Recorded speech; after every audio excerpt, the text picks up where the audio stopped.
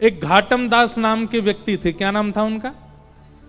घाटम दास। बस इस कथा को कहकर विराम देते हैं। हाँ, हमारी पूछो तो हम तो कहते रहेंगे, हम तो शांति ही नहीं होंगे, पर हमें आपकी चिंता है, दूर दूर है ना घर सबके, रात भी हो गई है। तो एक घाटम दास नाम के एक भक्त थे। भक्त नहीं थे, चोर थे। कौन थे? चोर। जयपुर के पास में एक पहाड़ी रास्ता था, वहां उनका गढ़ था। और ऐसे वैसे चोर नहीं थे, पुश्तैनी चोर। उनके पिताजी भी चोर थे, उनके दादाजी भी चोर थे, उनके परदादा भी चोर थे, परदादा चोर थे, परंपरा से चोर थे। उनके गांव में भी सबको पता था कि कौन है परंपरा से चोर है। वो शादी ब्याहों में भी जाते थे, ये हमारे गांव का पारंपरिक चोर है। ऐसे चोर थे। वो समय होते थे, पुराने समय में ऐसे लोग भी होते थे। वो गुलाब जामुन उड़ा रहा है, वो हमारे यहाँ का पारंपरिक चोर है। वो चोरी से चलता उसका घर। तो घाटम दास जी एक दिन बैठे थे, रात्रि का समय, राह से निकलने वालों को लूटते थे। उस दिन गलती से राह से एक महात्मा निकल रहे थे। महात्मा को जैसे देखा, घाटम दास जी ने पहले तो मार्ग रोका। बोले जो भी कुछ है तुम्हारे पास सब निकालो। महात्मा जी ने कहा भैया हम तो महात्मा हैं, हमारे पास तो कुछ नहीं है, हमारे पास तो एक ही वस्तु है बेटा, तू प्रणाम कर, आशीर्वाद देंगे, वो भरा पड़ा हम में, वही दे सकते हैं। घाटम दास जी को थोड़ी दया सी आ गई, अरे महात्मा का क्या हम हरण करें। बोले आप महात्मा हैं, आपको हम छोड़ देते हैं, आप चले जाओ। महात्मा बोले देखो हमसे टकराए हो तो निश्चित है अर्धरात्रि में मेरा यहां से निकलना, तुम्हारा चोरी करना और हम दोनों का मिलना, ये संयोग है, ये ठाकुर जी ने करवाया है। इसलिए तुम कुछ पूछो, हम तुमको कुछ दे के जाना तो चाहते हैं, अब मिले हैं तो थोड़ा सत्संग हो जाए। घाटम दास जी बोले ऐसी कृपा कर दो कि मेरी चोरी कभी बंद ना हो, इस मार्ग से एक धनवान निकलते रहे, मैं सबको लूटा करूं। मेरे घर में कभी, मेरा बेटा भी अभी अंडर ट्रेनिंग है। महात्मा जी बोले देखो ये तो तुम्हारी इच्छा है, पर संत जन कभी कभी अपनी तरफ से प्रसाद देते हैं, हम अपनी तरफ से दे रहे हैं। बोले क्या? पहले तो महात्मा जी ने कहा चोरी छोड़ दो। बोले ये तो हो ही नहीं सकता, ये तो हमारे रक्त में है महाराज, ये तो परंपरा से हम चोर हैं, ये कैसे छोड़ सकते हैं? आपके लिए ये काम पाप होगा, मेरे लिए तो ये धर्म है। मैं तो चोरी करने के बाद में जिसकी मैंने चोरी करी है उसको प्रणाम करके जाता हूं कि वो मेरा दानदाता है, उसने मुझको दिया, मेरा घर चलेगा उससे, ये तो मेरा परंपरागत है महाराज, मैं कैसे छोड़ सकता हूं? तो महात्मा बोले ठीक है, तो फिर तीन बात हमारी मानो। क्या? पहली बात, कभी भी झूठ नहीं बोलोगे। चोरी करो, तुम अब चोरी करो, हम तुमको छूट दे रहे हैं, पर हमारी 3 बात मानो। क्या? पहली बात, कभी झूठ नहीं बोलोगे। नहीं बोलेंगे। जो भी वस्तु लोगे, जो भी वस्तु जीवन में आएगी, घर में आएगी, पहले ठाकुर जी को निवेदित करोगे, तब अपने प्रयोग में लोगे। घाटम दास बोले जी। और तीसरा काम, राह में चलते हुए कभी कोई संत मिल जाए, कभी ठाकुर जी का मंदिर दिख जाए, कोई आश्रम दिख जाए, कितनी भी जल्दी में होगे, 2 मिनट रुक करके प्रणाम करोगे, वंदन करोगे, परिक्रमा करोगे, तभी आगे बढ़ोगे। ये 3 काम तुम अपने जीवन भर करते रहना। बस ये तीन बात हमारी मान लो, हम मान लेंगे कि हमारा तुम्हारा मिलना सार्थक हुआ। घाटम दास जी बोले इसमें मेरा कोई घाटा नहीं है, मैं तीनों करूंगा। आज के बाद सत्य बोलूंगा, जो भी वस्तु जीवन में लाऊंगा ठाकुर जी को निवेदित करूंगा, और मार्ग में कोई भी भगवत स्थान मिलेगा उसको प्रणाम करूंगा, परिक्रमा करूंगा, तभी आगे बढ़ूंगा, चाहे कितनी भी जल्दी में हूं। महात्मा बोले बस ये कर दो, ठीक है। अभी हेलीकॉप्टर मत देखना, सब इधर देखो, कथा सुनो मेरी ध्यान से। हमने तो कही थी कोई कथा कीर्तन में उड़ा दी हो भैया, नहीं तो सब यही को देखेंगे। अभी हम कीर्तन गाएंगे तब उड़ा देना, अभी बैठा लो इसको, लैंड कर दो। इधर देखो सब लोग, क्या सुना रहे थे हम? 3 बातें घाटम दास को बताई महात्मा ने। देखो महात्मा की बात को, किसी महत् पुरुष की बात को, किसी सज्जन की बात को बस मान लो, उसी से कल्याण हो जाता है। घाटम दास जी बढ़िया नियम का पालन करने लगे जो गुरुजी ने बताया। धीमे धीमे धीमे घाटम दास की खूब चोरी होने लगी। महाराज बड़े बड़े उसने लूट लिए और वो इसमें मानता था मेरे गुरु की कृपा है। एक दिन उसने खोजे वो महात्मा कहाँ हैं और उनका आश्रम ढूंढ लिया। अब तो घाटम दास क्या करता, साल भर की कमाई में से दशांश अपने गुरुजी के यहाँ दे आता। भंडारा करो गुरुजी, मंदिर बनवा दो, बढ़िया आपकी कृपा से सब बढ़िया चल रहा है। लेकिन गुरु कृपा कभी तो होनी थी। एक दिन घाटम दास ने सोचा मुझे रोज चोरी करनी पड़ती है तब भरपाई होती है, कोई ऐसी चोरी हो कि एक बार की चोरी में ही इतना कोटा आ जाए कि मेरी मृत्यु पर्यंत मुझे ना करनी पड़े और उससे मेरा घर भी चल जाए, गुरुजी के आश्रम में भी कुछ ना कुछ दान दक्षिणा होती रहे। तो घाटम ने सोचा कि आज तक मैंने सेठ साहूकार लूटे हैं, आज अपने नगर के राजा को लूटूं। और कैसे लूटूं? बोले राजा का इतने सारे घोड़े हैं, उनमें से सबसे सुंदर एक काला घोड़ा है, एक श्वेत घोड़ा है, सफेद घोड़ा। अगर वो चुरा करके बेच दूंगा तो इतना धन मिलेगा कि मुझे कहीं नहीं जाना पड़ेगा। घाटम दास पहुंच गए चोरी करने राजा के यहां। जैसे ही प्रवेश करने लगे तो द्वारपालों ने रोक दिया। कौन हो? घाटम दास। क्या करने आए हो? बोले चोरी करने आए हैं। झूठ तो बोलता नहीं है। तो उसने जैसे ही बोला चोरी करने आए हैं तो द्वारपाल एक दूसरे का मुख देखने लगे। तो दूसरा द्वारपाल बोला उससे, ये जरूर राजा का कोई गुप्तचर है, हमने रोक दिया तो बुरा मान के बोल रहा चोरी करने आया हूं, ये बुरा लग गया इसको, हमारी बात बुरी हमने रोक दिया, इसको बुरा लग गया। अरे भैया बुरा नहीं मानो, जाओ जाओ भीतर जाओ। आप बुरा क्यों मान रहे हैं? जाइए भीतर, आप राजा के गुप्तचर हैं। भीतर गए। भीतर जाकर के अश्वालय जहां पे सब घोड़े बंधे थे वहां से सफेद घोड़ा निकाला, उस पर बैठ के घोड़े पे बैठ के बाहर आए तो द्वारपालों ने फिर देखा और देख करके बोले भैया क्या किया अंदर? बोले घोड़ा की चोरी करी और चोरी करके अब जा रहे हैं, इसको जाके बेच देंगे, उससे धन मिलेगा, उससे घर चलाएंगे। अरे भैया तुम बुरा नहीं मानो ना, जाओ। आप इतना बुरा क्यों मान जाते हो? आप इतना क्रोध क्यों? जाइए जाइए आप। घाटम दास मनी मन सोचे जय हो गुरुजी, बड़ी कृपा आपकी, सत्य बोलने का क्या फल मिल रहा हमको। घाटम दास निकल गए घोड़ा लेके। सुबह सुबह 4-5 बजे का समय होगा। थोड़ी देर बाद राजा उठा। राजा उठते ही आखेट को वन में जाने का उसका मन हुआ। तुरंत वो अश्वालय में गया। वहां जाकर के उसने अपने प्रिय घोड़े को ढूंढा, नहीं मिला। सबको हल्ला किया, मेरा घोड़ा कहां गया यहां से। बात घूमते घूमते द्वारपालों पे पहुंची। सब द्वारपाल बोले महाराज आपका गुप्तचर आया था ना, वही लेके चला गया। बोले मेरा गुप्तचर? मेरा कोई गुप्तचर नहीं, मैं तो सो के अभी उठा हूं, हाथ मुंह धो के आखेट को वन में जा रहा हूं। अरे महाराज एक व्यक्ति आया था और उसने आके हमसे कहा था हम चोरी करने आए। मैंने कहा भाई चोर इतना सत्य थोड़ी बोलेगा चोरी करने आए। और वो घोड़े पे बैठ के गया, बोला मैं जाऊंगा, बेचूंगा, धन कमा के घर वालों को दूंगा। वही लेके गया है। पकड़ो, पीछा करो उसका, जहां भी मिले उसको बांध लो, पकड़ के लाओ। घाटम दास जी तुरंत घोड़ा भगा रहे थे। बोले जल्दी घर पहुंचूं, पीछे सैनिक पड़ेंगे अभी। और पीछे सैनिक पड़ ही गए थे। इतने में ही घाटम दास जी को एक राम जी का मंदिर दिखा।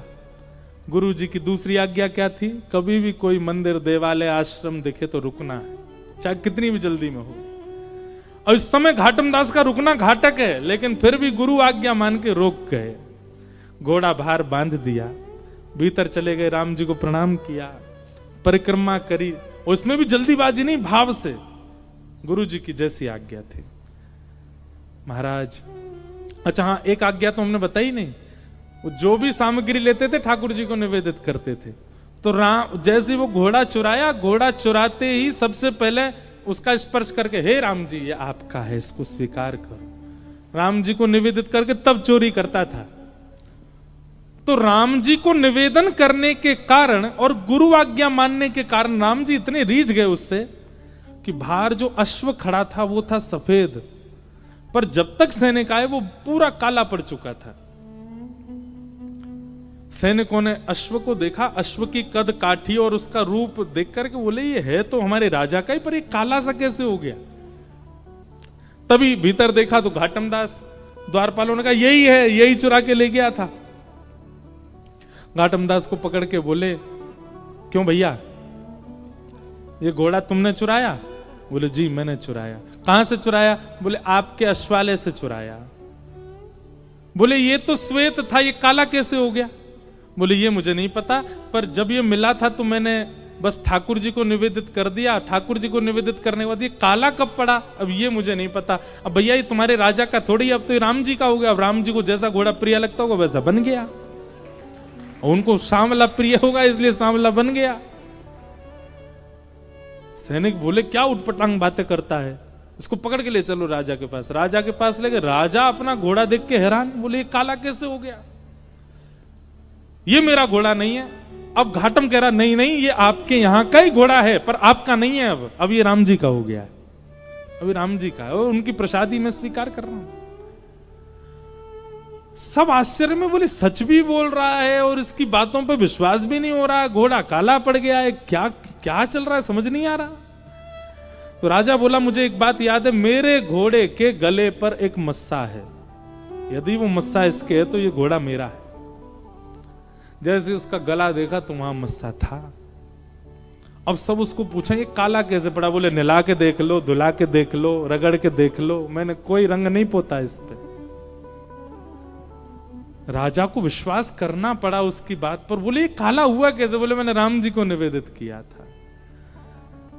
उनकी बात सुनकर के राजा इतना प्रसन्न हो गए कि राजा ने घाटम दास जी की गुरु आज्ञा पर प्रसन्न होकर के, रीझ करके, और राजा ने उनसे कहा देखिए महाराज आप भले ही चोर हैं पर मैं आज आपको एक ऑफर दे रहा हूं अपनी तरफ से। क्या? इस राज्य की गुरु पदवी खाली, आप हमारे गुरु बन जाओ, हमारे राज्य गुरु हो जाओ। घाटम दास जी महाराज, उनके पद भी आते हैं भक्तमाल जी में, नव भक्तमाल राजस्थान के भक्तों में। तो घाटम दास जी महाराज इतना रोए, बोले मैंने चोरी नहीं छोड़ी और चोरी के साथ साथ केवल गुरु आज्ञा का पालन किया और उसका फल मुझे यह मिला कि आज केवल गुरु आज्ञा से मैं एक राजगुरु बन गया। यदि मैंने चोरी भी छोड़ दी होती, दुष्कर्म भी छोड़ दिए होते और तब गुरु का पालन किया होता तो आज एक राजा की गुरु पदवी नहीं, आज प्रभु श्री राम की गोद प्राप्त हो गई होती, वो मुझे अपनी गोद में ले लेते। ये गुरु आज्ञा का फल है। ऐसे घाटम दास जी महाराज का चरित्र सुनाया गया है। उनका एक पद मुझे बहुत अच्छा लगता है, मैं ढूंढ रहा हूं मिल जाए तो। अपने घर के ठाकुर जी, उनको एक बार को सेवा ना करें चलेगा, पर वृंदावन जाए तो बिहारी जी दर्शन जरूर होने चाहिए। दोनों समान हैं। ये समत्व कब आएगा? जब सत्संग अतीत हो, जब आपकी थ्योरी बढ़िया होगी तो प्रैक्टिकल अच्छा जाएगा ही। इसलिए हमारा आपसे निवेदन है, हम लोग बहुत धनवान हैं, सनातन धर्मावली हमारे लिए इतने शास्त्र प्रकट करके गए हैं श्री वेदव्यास जी महाराज। किसी एक शास्त्र को जीवन भर के लिए एक शास्त्र को प्रदान कर दीजिए, आपसे ज्यादा प्रसन्न व्यक्ति कोई नहीं होगा जीवन में। किसी एक शास्त्र को पूरा जीवन दे दीजिए, बस उस शास्त्र की कही मानिए बस। और सबसे सरल मानस जी हैं, रामचरित्र मानस। हमारे मध्य प्रदेश में और पूर्वी उत्तर प्रदेश में तो मानस जी का पाठ घर घर में होता है। उन्हीं का आश्रय ले लीजिए। जब तक आप ग्रंथाकार का आश्रय नहीं लेंगे, आपको मूर्ति आकार ठाकुर जी में भाव उत्पन्न नहीं कर पाओगे आप। तो एक ब्राह्मण थे काशी में, वो नित्य भागवत जी का पाठ करते थे। और भागवत जी के पाठ के पीछे उनका उद्देश्य कोई पुण्य की प्राप्ति नहीं। सब लोग इधर देखो, इधर देखो, यहां देखो, ध्यानपूर्वक सुनो। चाहे ब्रह्मा जी आ जाए यहां पे, आपको देखना हमको ये।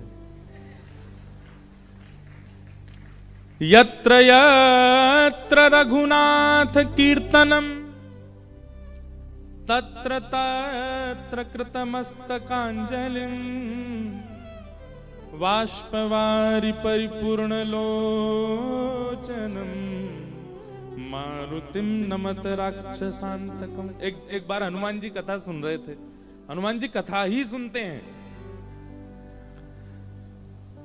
पूरी हनुमान चालीसा में गोस्वामी तुलसीदास जी महाराज ने सिंदूर चढ़ाने का वर्णन नहीं किया, लड्डू के भोग का वर्णन नहीं किया। इसका मतलब ये नहीं कि नहीं करो, करना है, सिंदूर चढ़ाना है, लड्डू का भोग लगाना है, अकहुआ के पत्ते चढ़ाने हैं, सब कुछ करना है। पर गोस्वामी जी ने एक भाव का वर्णन किया, क्या? प्रभु चरित्र सुनवे को रसिया। कथा सुनने के रसिया हैं हनुमान जी। तो एक बार हनुमान जी कथा सुन रहे थे और कथा में राम जी का इतना विरह हुआ हनुमान जी को कि दोनों भुजा उठा करके हनुमान जी रुदन करने लगे। राम जी से देखा नहीं गया। राम जी मन में सोचने लगे हनुमान जी इतने विरह में हैं, चलो इनको दर्शन दे दो। और राम जी महाराज तुरंत कथा में प्रकट हो गए और विरह आतुर हनुमान जी के कंधा पे हाथ रख करके और ऐसे उनको कहने लगे, अरे पवन पुत्र, अरे श्री हनुमंत लाल, देखो मैं आ गया। हनुमान जी महाराज भाव में रुदन कर रहे थे। जैसे ही स्पर्श किया राम जी ने तो नेत्र खुल गए। नेत्र खुल करके पीछे देखा, पीछे देख करके बोले, भगवान आप अभी क्यों आ गए? राम जी बोले, भैया तुम इतने भाव में रो रहे थे, हमने सोचा जाके तुमको दर्शन दे दें। हनुमान जी बोले, आपसे मेरी प्रार्थना है 2 घंटा बाद मिलिएगा, अभी कथा रह गई है 2 घंटा की, अभी कथा सुनने दो मेरे को, कथा के बीच में मत आइए आप, कथा अभी 2 घंटा और सुनने, तब तक बाहर खड़े रहिए आप। राम जी बोले, अच्छा कथा इतनी प्रिय? हनुमान जी बोले, इस कथा से ही तो आप मिलते हो, और जिस साधन से आप मिलो उस बीच में आप भी आ जाओगे तो हम आपको भी नहीं देखेंगे, हम तो पहले कथा श्रवण करेंगे। तो इसलिए कथा के बीच में इधर उधर नहीं, सब लोग इधर देखो, सावधानी से सुनो। तो कथा ही नहीं आगे बढ़ रही हमारी। एक ब्राह्मण थे काशी में, वो नित्य भागवत जी का पाठ करते थे। उनका और कोई काम नहीं, बस गंगा तट पर बैठ करके भागवत जी का पाठ करना।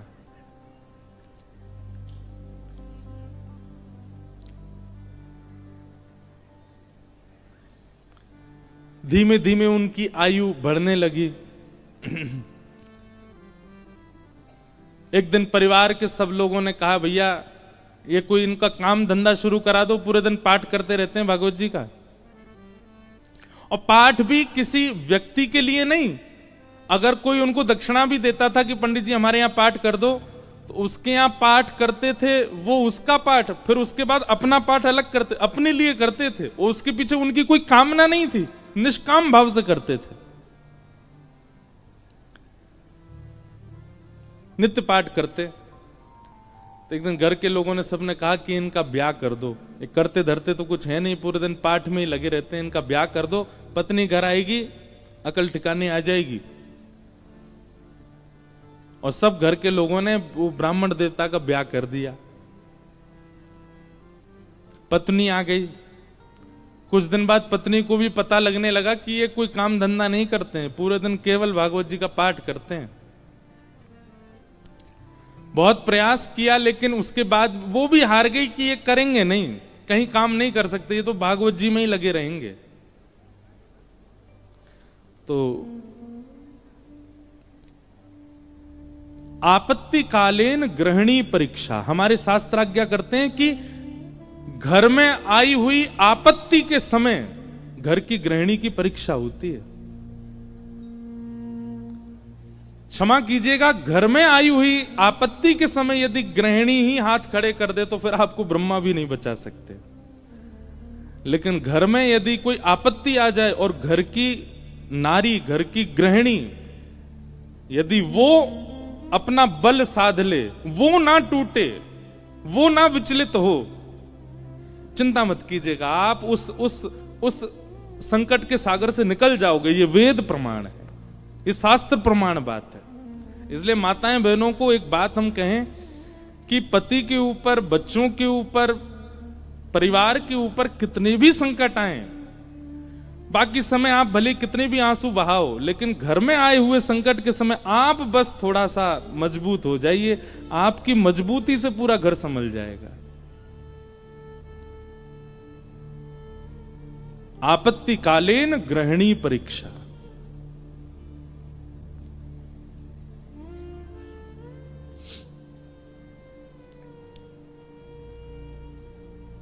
पत्नी ने सोचा कि ये तो कुछ करते नहीं है, आगे हमारा वंश बढ़ेगा, बच्चे होंगे, कैसे चलेगा परिवार। तो फिर उनकी ब्राह्मण देवता की पत्नी ने आज्ञा ली, बोले आपकी आज्ञा हो तो मैं कुछ करूं कार्य, देवी तुमको जैसा अच्छा लगे। भोजन बनाना बहुत अच्छा जानती थी, 3-4 घरों में उन्होंने काम ले लिया और वो जाती भोजन बनाती और उससे जो वेतन मिलता उसी से घर चलता था ब्राह्मण का। ब्राह्मण और प्रसन्न हो गए, बोले और बढ़िया, और कुछ नहीं करना पड़ेगा, भागवत जी में लगे रहो, पाठ करते रहो।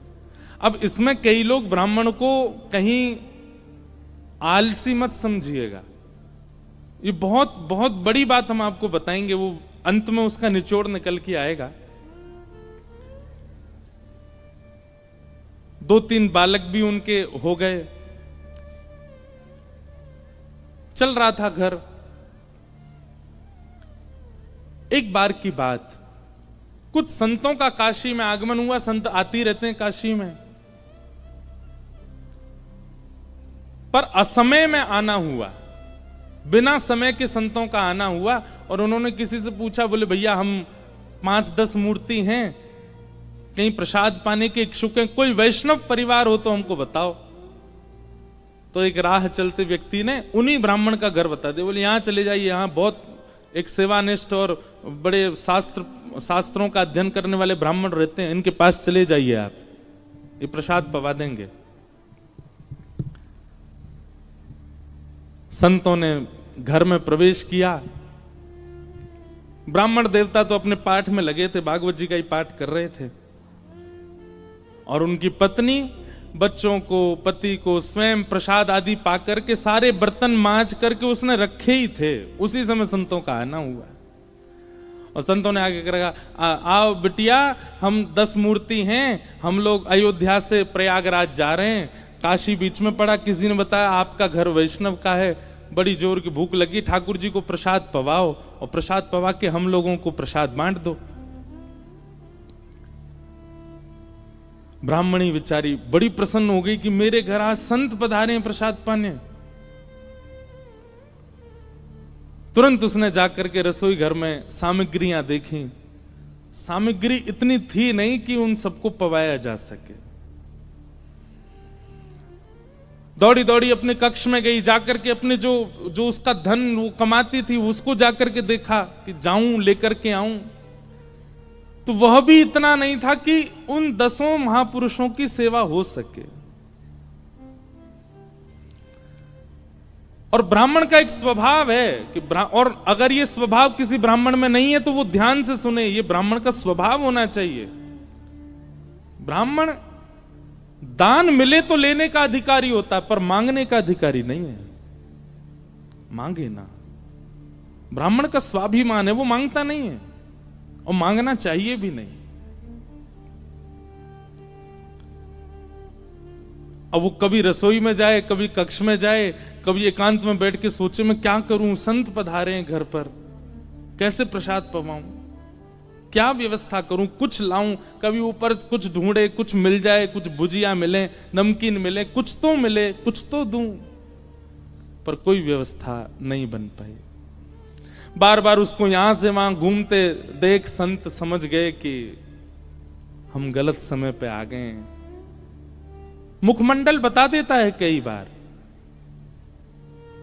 और वे सब संत अपने अपने आसन लेके उठ गए, चिमटा कमंडल लेकर के, बिटिया सुनो सुनो सुनो सुनो, हमको ना प्रयाग पहुंचना है, विलंब हो रहा है, फिर आएंगे, अपना ही घर है, क्या दिक्कत है, तुम आराम करो, हाँ हम जाते हैं।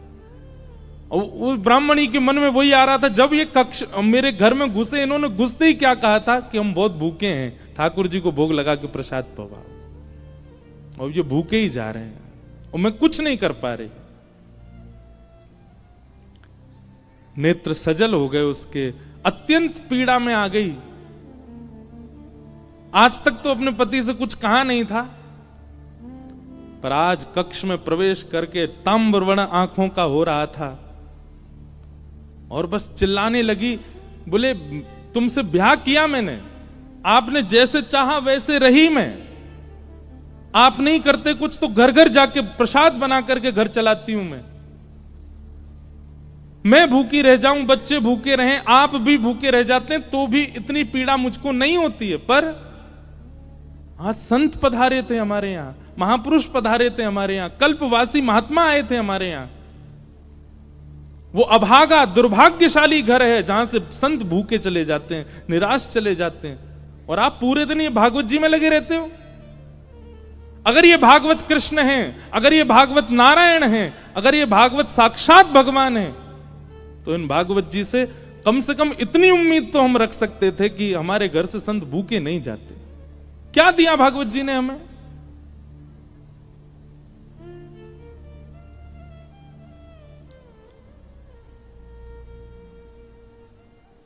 ब्राह्मण बोले, देखो तुम मुझे कुछ भी कह लो, पर तुम जानती नहीं हो ये साक्षात कृष्ण हैं।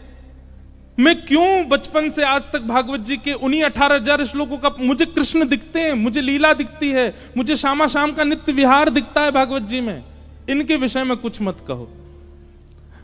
ब्राह्मणी को और गुस्सा आ गया, भागवत जी की पोथी उठा करके और ब्राह्मण की गोद में पटक दी। बोले, सुनिए, ये उठाइए भागवत जी और निकलिए, मैं अपना घर चला लूंगी, अपने बच्चों को पाल लूंगी। आप जिस समय भागवत जी को त्यागने का संकल्प ले लें तब लौट करके आइएगा।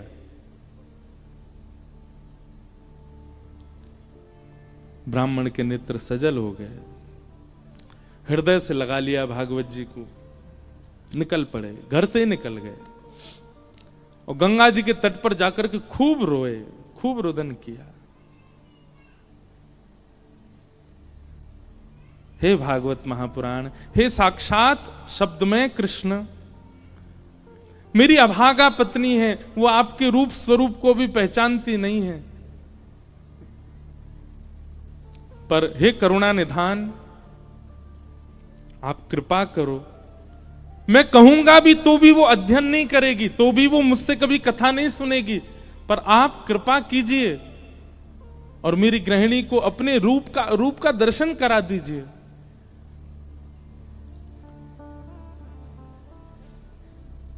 प्रबल प्रेम के पाले पढ़कर हरि को नियम बदलते देखा, अपना मान टले टल जाए, पर भक्त का मान न टलते देखा। हमारे ब्रज के श्री बिंदु जी महाराज, उनका ये भाव है, प्रबल प्रेम के पाले पढ़कर हरि को नियम बदलते देखा, अपना मान टले टल जाए, पर भक्त का मान न टलते देखा।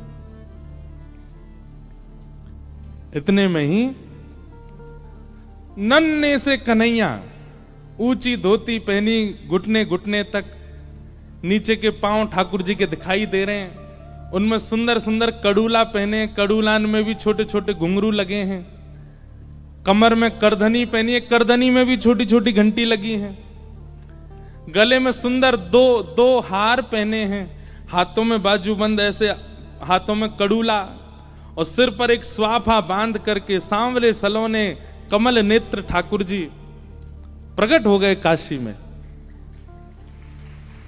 लेकिन ब्राह्मण को नहीं दिखे अभी, बस कहीं हो गए प्रकट, और प्रकट होकर के एक डलिया उठा करके सिर पर रखी, और महाराज जैसे कोई बालक कुछ बेचने के लिए जा रहा हो, ऐसे ठाकुर जी उस डलिया को लेकर के ब्राह्मण के घर जा रहे हैं। ब्राह्मण के घर पहुंच गए, ब्राह्मण गंगा किनारे अभी रो रहा है, और उसके घर पहुंच करके बाहर से उसके गेट को खटखटाने लगे। ब्राह्मणी निकल करके बाहर आई, जैसे ही दरवाजा खोला, सांवरे सलोने नंद नंदन, अब वो क्या जाने की है नंद नंदन, बस उसको तो ये दिख रहा था कोई किसी मैया का सुंदर सा बालक है, श्रृंगार करके डोल रहा गली में। जैसे द्वार खोला, द्वार खोल करके बोली, अरे बालक तुम कौन हो, कहां से आए हो, माता जी कहां तुम्हारी, पिताजी कहां, अकेले कहां घूम रहे हो, और ये इतनी भारी डलिया लेकर के कहां जा रहे हो। डलिया के ऊपर वस्त्र पड़ा था। तो ठाकुर जी एक हाथ से डलिया पकड़े, दूसरे हाथ से इशारा करके बोले, मानो इशारा कर रहे हैं हम गूंगे हैं, बोलना नहीं जानते।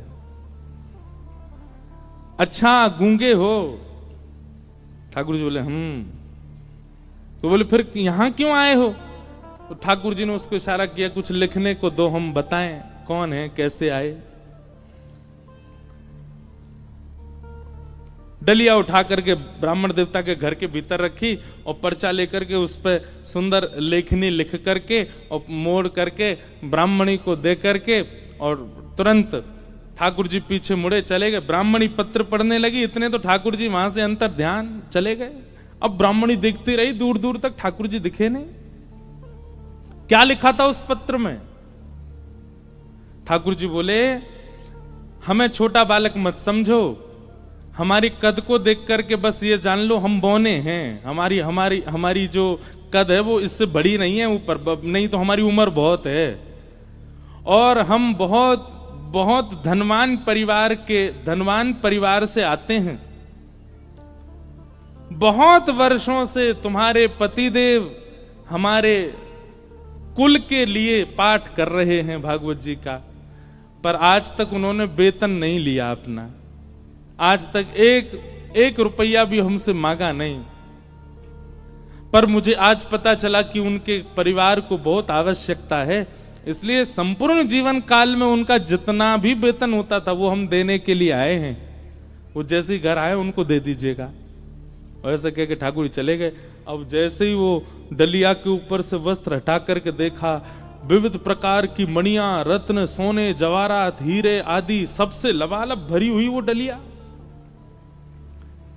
ब्राह्मणी मनी मन सोचने लगी, मैंने भी बेवजह डांटा, बिन बताए पाठ कर रहे थे यहां पर, और मुझे लगता तो था कि ये पाठ करते हैं, इसके पीछे कोई कारण नहीं, कुछ मिलता नहीं इनको, कुछ फिर भी लगे रहते हैं, पर ये तो बड़े गोपनीय हैं, मुझे बिन बताए किसी परिवार के लिए कर रहे थे।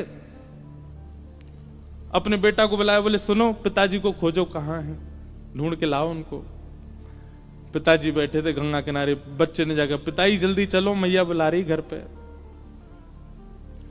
शाम हो गई, लौट करके ब्राह्मण आए, बड़े उदास हताश हृदय से भागवत जी लगी हैं।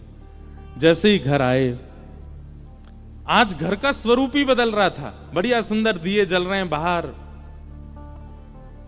द्वार खोल करके देखा तो पत्नी का भी स्वरूप बदल गया है, बालक भी बिल्कुल नए नवीन कपड़े पहन करके विचरण कर रहे हैं।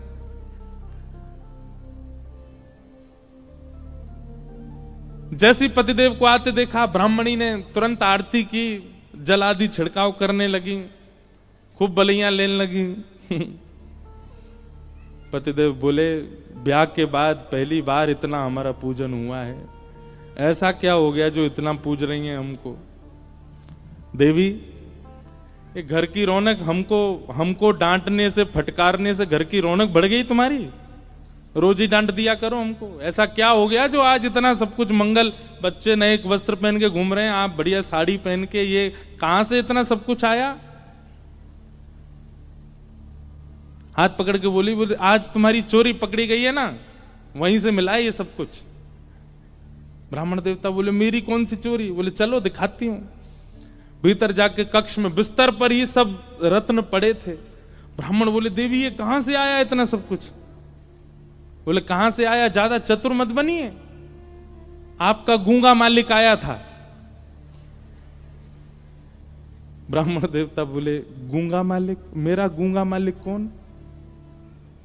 बोले बहुत छोटा सा था, पीली पीली धोती पहनी थी उसने, ऐसी सुंदर स्वापा सिर पर बांध रखा था, ऐसे गदमदरा से उसके हाथ मोटे मोटे से, और इतने सुंदर उसका मुखमंडल, गाल बिल्कुल गुलाबी, आंखें बिल्कुल ऐसे कटाक्ष जैसी, और क्या सुंदर।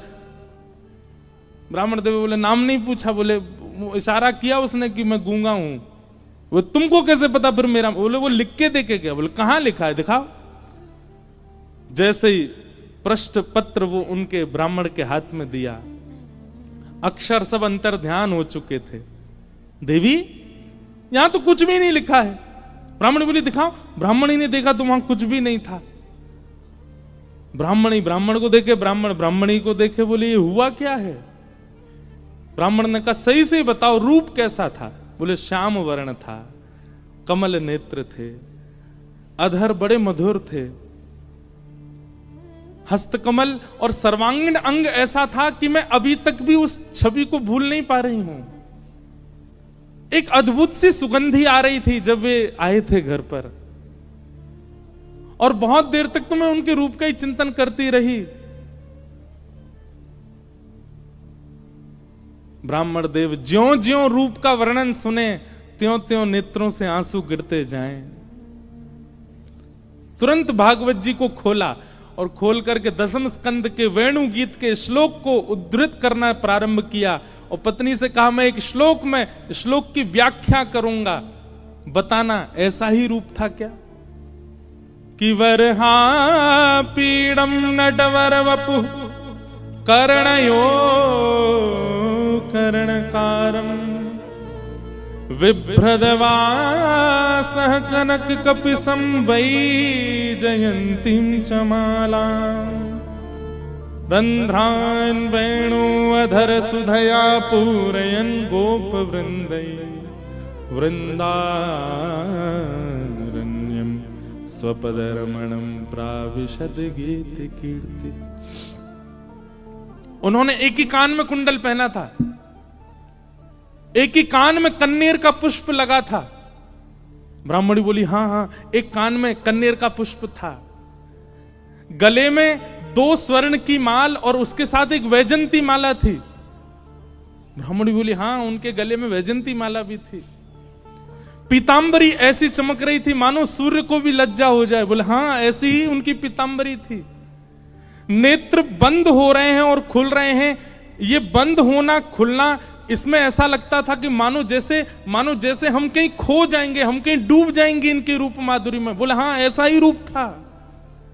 ब्राह्मण तुरंत चरणों में गिर गए। देवी वो कोई और नहीं, साक्षात योगेश्वर कृष्ण आए थे, साक्षात वृंदावन चंद श्री ठाकुर जी आए थे।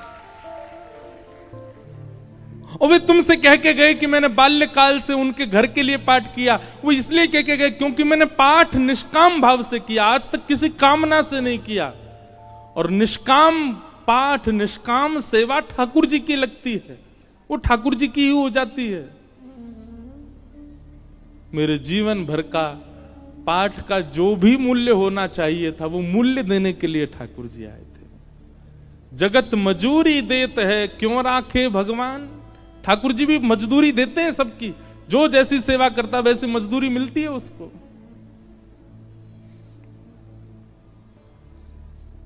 ब्राह्मण आनंदित हो गए और उसी काल से वो ब्राह्मणी भी जीवन यापन के लिए कार्य तो करती, पर भागवत जी की साधिका हो गई और नित्य भागवत जी का पाठ करने लगी। भागवत कोई ग्रंथ नहीं है, कोई किताब नहीं है, कोई पोथी नहीं है। और एक बात कह दूं तो कोई अतिशयोक्ति नहीं, पुराण से ऊंचा हमें शब्द मिला नहीं, इसलिए हम पुराण कहते हैं। श्रीमद् भागवत सचल श्री कृष्ण है, साक्षात कृष्ण है। आपको शायद राधा रमण जी के मंदिर में श्री कृष्ण की प्रतिमूर्ति, श्री कृष्ण का भाव का अनुभव ना हो, पर कथा में हो जाएगा। आपको शायद कभी वृंदावन में वो अनुभव ना हो जो कथा में हो जाएगा। क्यों? कथा में सचल शब्द के रूप में श्री कृष्ण विचरण करते हैं। ऐसी भागवत जी को हम बारंबार प्रणाम करते हैं, वंदन करते हैं। बोलो भागवत महापुराण की। ऐसी भागवत जी। इसलिए एक एक शब्द, एक एक भाव बहुत ध्यानपूर्वक सुनना है कथा का, क्योंकि श्री कृष्ण है। कल हम लोगों ने महात्म की चर्चा सुनी। आइए आज से प्रथम स्कंद में हम लोग प्रवेश करते हैं। जन्माद्यस्य यतोऽन्वयादितरतः चार्थे स्वविज्ञस्वराट् तेने ब्रह्म हृदय आदि कवये मुह्यन्ति सूरयः तेजो वारि मृदां यथा विनिमयो यत्र त्रिशर्गो मृषा धाम्ना स्वेन सदा निरस्तकुहकं सत्यं परम धीमहि। सत्यम परम धीमहि। जो लोग उठ गए हैं वो धीमे धीमे आगे आ जाओ, ऐसे आओ कि किसी को पता भी नहीं चले, खिसक के ही आगे आ जाओ, उठ के मत आओ। भागवत जी का पहला श्लोक, जन्माद्यस्य यतोऽन्वयादितरतश्चार्थे स्वविज्ञस्वराट्। ऐसे हल्ला करके मत आओ भैया, धीमे धीमे खिसक के ही आ जाओ। और जो कार्यकर्ता भी हो वो भी सबको बैठे बैठे ही आगे आने को बोल दो। जन्माद्यस्य यतोऽन्वयादितरत, सावधानी से सुनो सब लोग। वेदव्यास जी महाराज ने भागवत जी की रचना में प्रथम श्लोक जकार से प्रारंभ किया, ज शब्द से प्रारंभ किया। हमारे व्याकरण में ऐसा कहते हैं कि जकार जो है ये दग्धाक्षर है।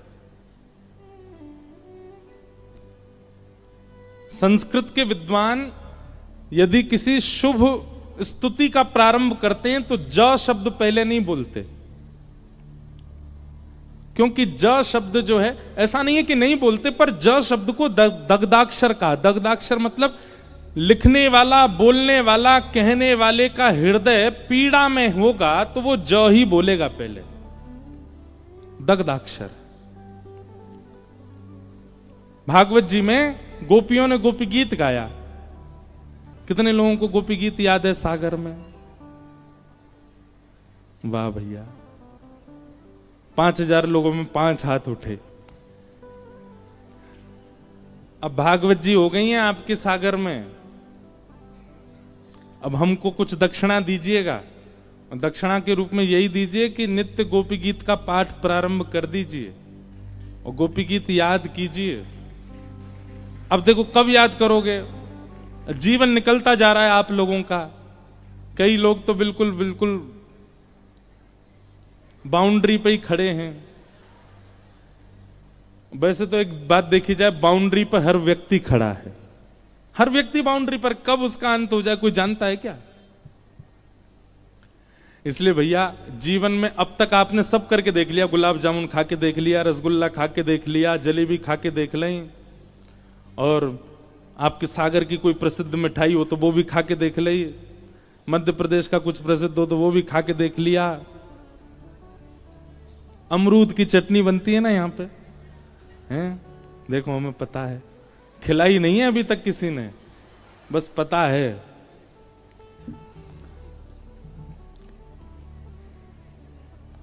हम आए हैं दमोह, दमोह में कथा हुई थी कुछ वर्ष पहले, वो आयोजक भी आए हैं आज बेचारे कथा में, जो दमोह में कथा कराए थे।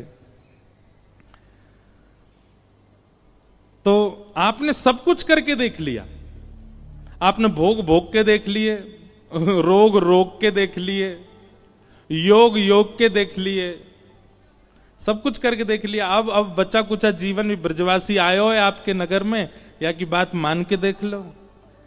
गोपी गीत याद कीजिए और नित्य गोपी गीत अपने घर के ठाकुर जी को सुनाओ। नहीं तो यहां अगर आपका आने का क्रम नित्य है, बालाजी को सुनाओ गोपी गीत। गोपी गीत का प्रारंभ भी जयति तेधिकम ज से ही होता है। क्यों? क्योंकि ठाकुर जी अंतर ध्यान हो गए हैं और उस समय में गोपियां विरही होकर के ठाकुर जी को पुकार रही हैं, इसलिए ज शब्द से प्रारंभ हुआ गोपी गीत का भी। श्रीमद् भागवत जी का प्रारंभ ज शब्द से हुआ, जन्माद्यस्य यतो। और तो सुनो, हम सबका प्रारंभ जा शब्द से हुआ। जन्म, हम सबका भी जन्म हुआ है, इसका मतलब हम सब भी कहीं ना कहीं दग्ध हृदय वाले, हम सब भी पीड़ित हैं, और निश्चित है पीड़ित हैं इसीलिए तो जन्म हुआ। अगर पीड़ित नहीं होते तो वैकुंठ में होते।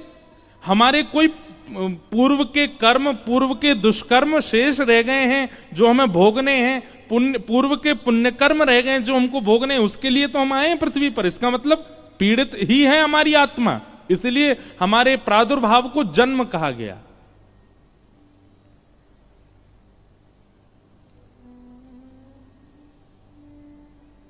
तो ज शब्द से प्रारंभ संस्कृत के रूप में तब किया जाता है जब हृदय पीड़ा में हो। भागवत जी का प्रारंभ जकार से हुआ, हमारा प्रारंभ जकार से हुआ, गोपी गीत का प्रारंभ जकार से हुआ। हमारे वृंदावन में जाके पूरी दुनिया भी जकार ही कहती है, जय जय श्री राधे, सब जय ज से ही प्रारंभ करते हैं। इसीलिए पीड़ित है हृदय हमारा, और हम नहीं जानते होंगे, हमारी आत्मा जानती है।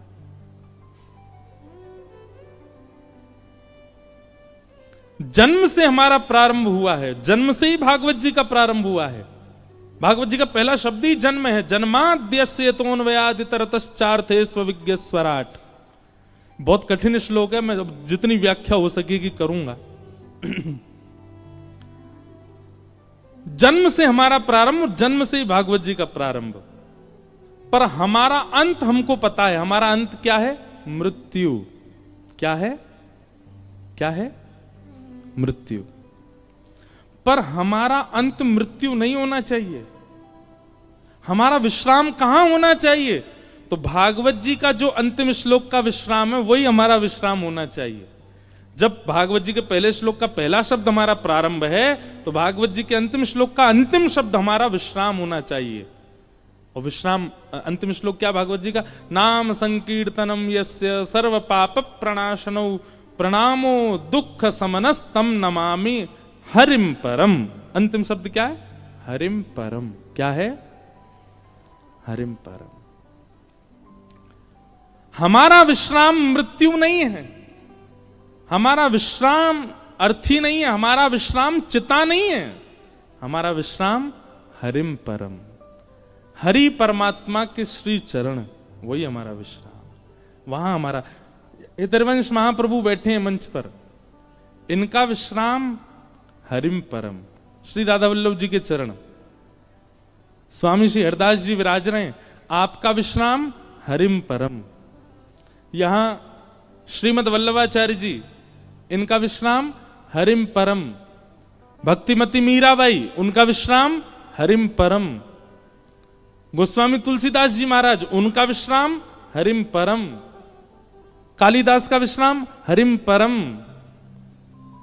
हमारा विश्राम शमशान घाट। हमारा विश्राम हरिम परम क्यों नहीं है? आज लिख लीजिए, कथा सुनने का, कुंभ स्नान करने का, नाम जप करने का, तिलक लगाने का, संत जनों को प्रणाम करने का, पुण्य करने का एक ही उद्देश्य है, हरिम परम, हरिम परम की प्राप्ति होना। आपके उद्देश्य अनेक रहे हैं। कभी आपका उद्देश्य बहुत अच्छे कॉलेज में पढ़ने का था, कभी बहुत अच्छे स्कूल में जाने का था, बहुत धन कमाने का था, कोई गाड़ी खरीदने का था, किसी कन्या से ब्याह करने का था, किसी पुरुष से ब्याह करने का था, किसी पदवी को प्राप्त करने का था। पर अब आप कथा में बैठे हो और नियमित 7 दिन का संकल्प लेके बैठे हो, तो आपका उद्देश्य बाकी सब किनारे, हरिम परम, हरिम परम। और उस हरिम परम को प्राप्त करने के लिए जो जो आवे, चाहे उसके लिए मुझे अच्छी यूनिवर्सिटी में पढ़ना पड़े, अच्छे कॉलेज में जाना पड़े, खूब धन कमाना पड़े, अच्छा घर बनाना पड़े, पर सबके पीछे उद्देश्य क्या होना चाहिए? हरिम परम। यही कथा का उद्देश्य। आप विवाह भी इसी भाव से कर रहे हो कि पत्नी के सहित हरिम परम। बालक भी इसीलिए प्रकट हुए हैं घर में कि बालकों सहित हरिम परम। आप वकील भी इसीलिए बने हो, नेता भी इसीलिए बने हो, वाइस चांसलर भी इसीलिए बने हो, चार्टर्ड अकाउंटेंट भी इसीलिए बने हो कि हरिम परम, इसके माध्यम से भी, माध्यम सब बन जाएं पर उद्देश्य हरिम परम। आपको कुछ नहीं करना पड़ेगा, सब अपने आप, सब भक्ति में हो जाएगा। आपकी पढ़ाई भक्ति में हो जाएगी, आपकी इंजीनियरिंग भक्ति में हो जाएगी, आप नेता हैं, आपका नेता स्वरूप भक्ति में हो जाएगा, सब कुछ भक्ति में होता चला जाएगा। सब भक्ति में होने का मतलब सब पवित्र होता चला जाएगा। आपका विवाह पवित्र हो जाएगा, सब कुछ पवित्र हो जाएगा। उद्देश्य यदि श्यामा श्याम है तो, उद्देश्य यदि ठाकुर जी है तो, सबसे प्राप्त क्या करना है? ठाकुर जी को, हरिम परम।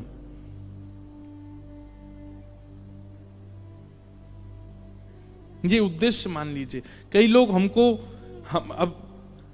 हम तो केवल कथा कहना जानते हैं, पर कई लोगों को लगता है ये बाबा जी कुछ जानते होंगे। एक माता जी अभी मिली मुझको बोलती हैं प्रणाम करे, बाबा मेरे मन में क्या चल रहा है। अब मैं अपने संग पंडित जी को देखूं, मैंने कि क्या बोलूं इनको, मैंने कि मैया हम वो वाले बाबा नहीं है, हम तो केवल कथा सुनाते। नहीं नहीं, तिलक लगा रखा है आपने, हाँ धोती पहनी है। अरे भैया मैंने, हमसे केवल कथा कहनी आती है और कुछ नहीं। नहीं नहीं, मेरे मन में क्या चल रहा है बताओ। फिर हमको दो चार बातें तो पता ही हैं, वो सबके मन में होती हैं। मैंने कहा आप बहुत पीड़ा में हो। दुनिया आपके साथ अच्छा व्यवहार नहीं करती। आंखों से आंसू आने लगे मैया के, जय हो बाबा। अरे मैंने कि मैया राधे श्याम जपो, जीवन एक परीक्षा है। परीक्षा पत्र को देख करके घबराते तो सारे बालक हैं, पर जिसका अध्ययन, जिसका स्वाध्याय उचित होता है, तुरंत कलम उठा के लिखने लग जाता है, बढ़ता है आगे, सोचता है, विचार करता है, करने लगता है। और जिसका स्वाध्याय अच्छा नहीं है, वो इधर उधर ही देखता रहेगा, उसके में से देख लूं, यहां से देख लूं, वहां से।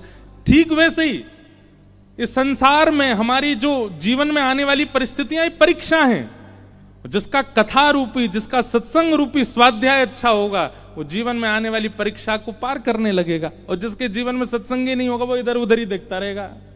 मेरे जीवन में संकट आ गए, क्या करूं बाबा, मेरे मन में क्या बताओ। सत्संग बहुत बलवान है, आश्रय लेके तो देखो। उद्देश्य आपका क्या हो? हरिम परम, और कुछ नहीं।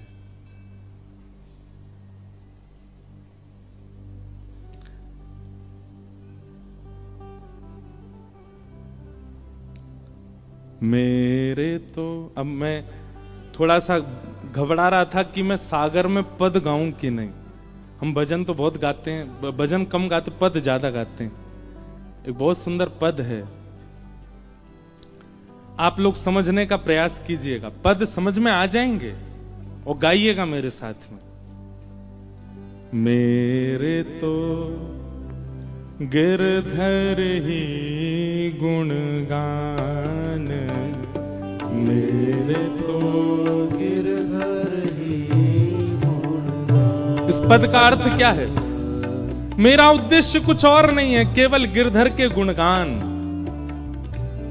मैं कर्म भी इसीलिए कर रहा हूं, मैं खा भी इसीलिए रहा हूं, मैं सो भी इसीलिए रहा हूं, मैं पहन भी इसीलिए रहा हूं कि गिरधर मिले। ऐसा उद्देश्य बना लीजिए। काम करते चलो, नाम जपते चलो, हर समय कृष्ण का ध्यान धरते चलो, मुरली वाले को मन से रिझाते चलो, कृष्ण गोविंद गोपाल। सुख में फूलो मती, दुख में भूलो मती, प्राण जाए मगर नाम भूलो मती, काम की वासना को मिटाते चलो, कृष्ण गोविंद गोपाल।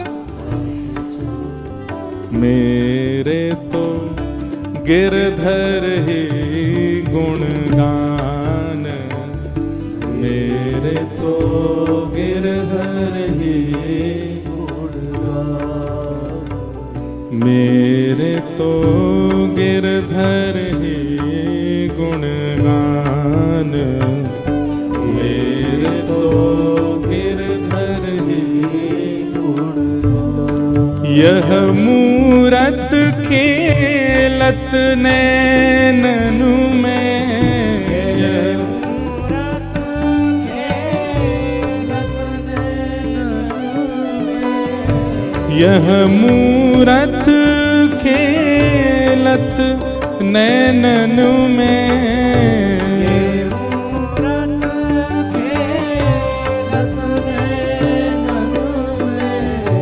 यही हृदय में ध्यान हो, यही हृदय में ध्यान, यही हृदय में ध्यान हो, यही हृदय में ध्यान। मेरे तो गिरधर ही गुणगान, मेरे तो गिरधर ही गुणगान, मेरे तो गिरधर ही गुणगान, मेरे तो गिरधर ही गुणगान। प्यारे गिरधर लाल की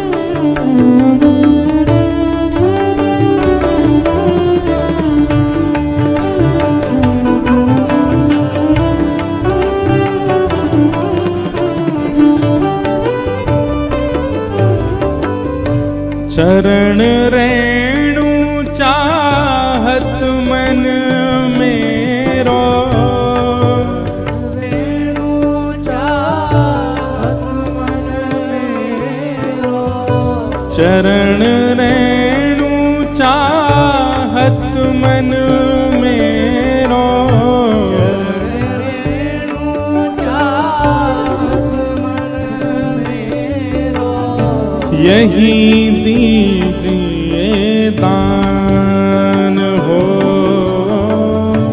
यही दीजिए दान। कृष्ण दास को जीवन गिरधर, कृष्ण दास को जीवन गिरधर, हम सब को जीवन गिरधर, हम सब को है जीवन। कैसे गिरधर? मंगल रूप निधान हो, मंगल रूप निधान। मेरे तो गिरधर ही गुणगान, मेरे तो गिरधर ही गुणगान, मेरे तो गिरधर ही गुणगान, मेरे तो गिरधर ही गुणगान, मेरे तो गिरधर ही गुणगान, मेरे तो गिरधर ही।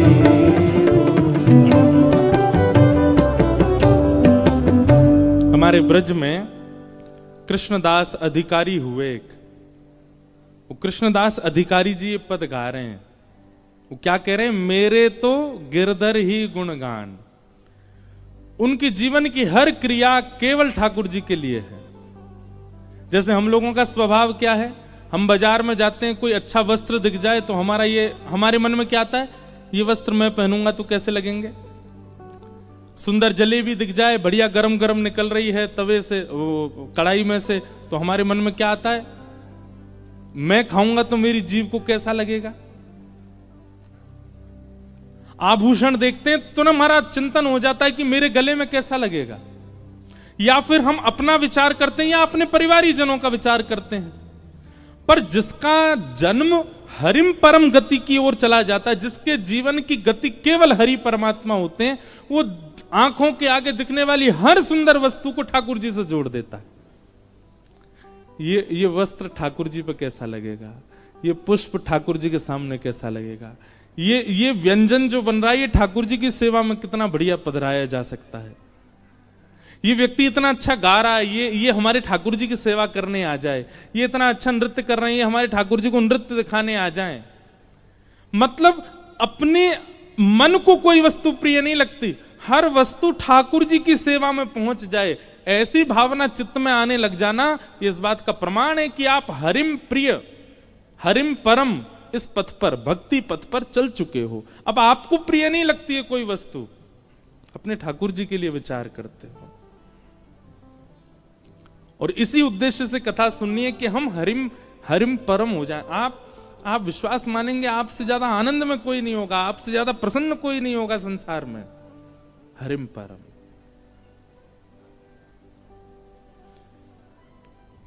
तो जन्माद्यस्य यतोऽन्वयादितरतः, जिनका कभी जन्म नहीं होता, जिनकी कभी मृत्यु नहीं होती, जो जन्म और मृत्यु के चक्र से विलग हैं, लेकिन चाह जाएं तो ठाकुर जी का जन्म होता है।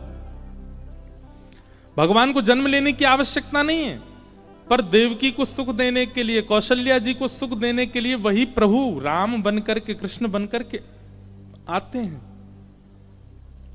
और 9 महीना बाकायदा बच्चों की तरह पेट में ही रहते हैं और फिर जन्म लेते हैं। उनको आवश्यकता नहीं है, पर कभी कभी प्रेम में इतने अधीन हो जाते हैं ठाकुर जी की, अधीन होकर के अपने प्रेमियों को वह सुख देते हैं।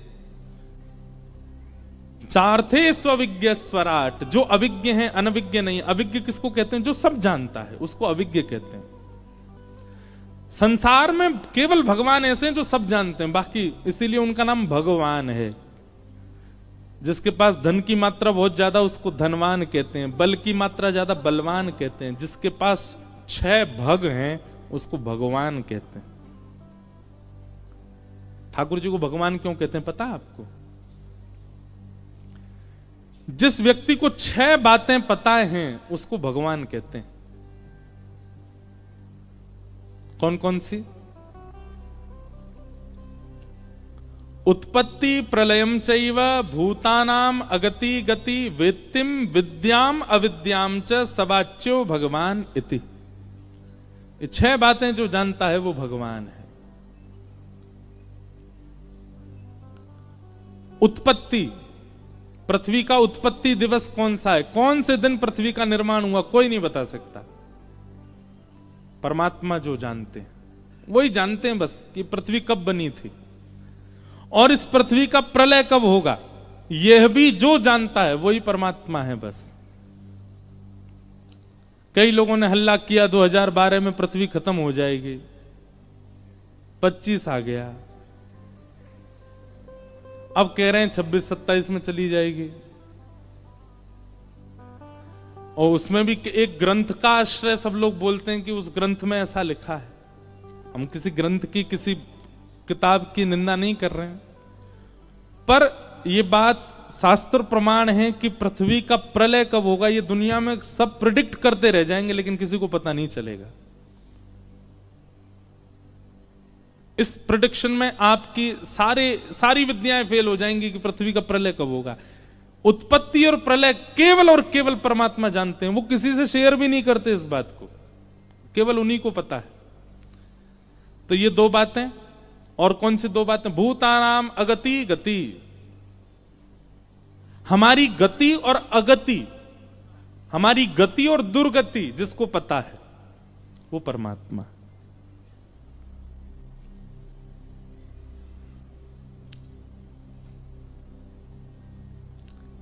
किसी ने प्रेडिक्शन किया था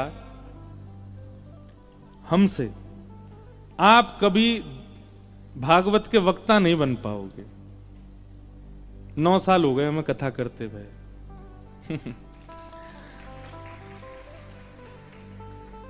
व्यक्ति की गति और अगति यह भी केवल परमात्मा जानते हैं।